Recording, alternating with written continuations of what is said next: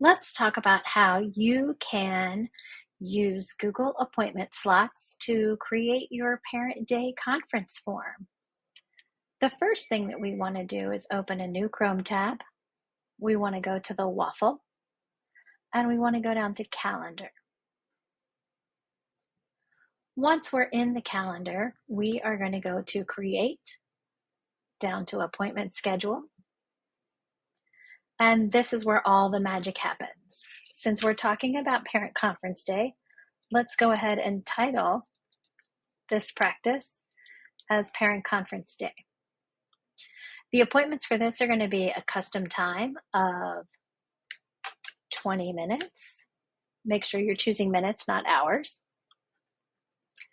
And because this is a Parent Conference Day, we are not going to repeat it. For this practice round, I'm going to choose October the 2nd because I know that day is empty. I usually get here about 7 a.m., but I'm going to go ahead and start my fake parent conferences at 7:30. I want to make sure I give myself a lunch break. So I'm going to stop at noon, and then I'm going to add a time and pick back up at 1. And then my day is going to be over at 4. Once I've done that, I want to make sure we are in Eastern Standard Time. The scheduling window allows people to book well in advance, but what we're really worried about is those last minute people. We want to make sure that that is not happening. So we want to make sure that our parents have to respond at least 24 hours in advance. I do need a buffer in between parent meetings.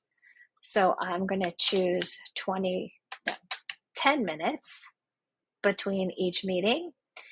And if I needed a maximum booking per day, I could check that box and pick one, but I'm good with this. It's attached to my calendar, so that's all that matters. And then you can choose your color. I'm going to go ahead and keep mine pink. On the next page, the booking photo is just how you appear in Google. We're going to choose a location. In this case, it is in person. So I'm going to add the lower school library because that's where my office is, and then a description.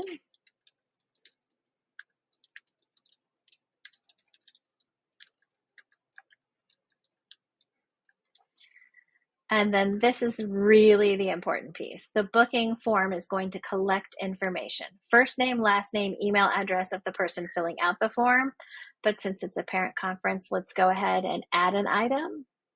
We're going to do a custom item, and we are going to do a student name. It's required, and then we're going to add that item. We're not really concerned about an email verification, so we'll leave that blank. And then the booking confirmation and reminder lets you know that once it is booked, they will automatically get a calendar invitation. And then you have the ability to send them an email reminder that's automatic one day before, or any of these other choices, or a custom choice. I'm going to hit save. And now we know what it looks like at this point. To see what's happening, you click on this little narrow strip.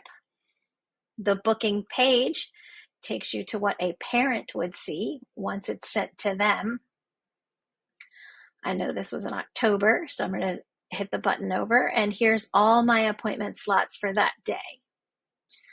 If I wanted to practice and see what it is, I choose a time. This is pre-filled in for me because I'm already logged into Google. But if you sent this to a parent or somebody who was not logged into Google or didn't have a Google address, all of these would be blank and they would fill them in.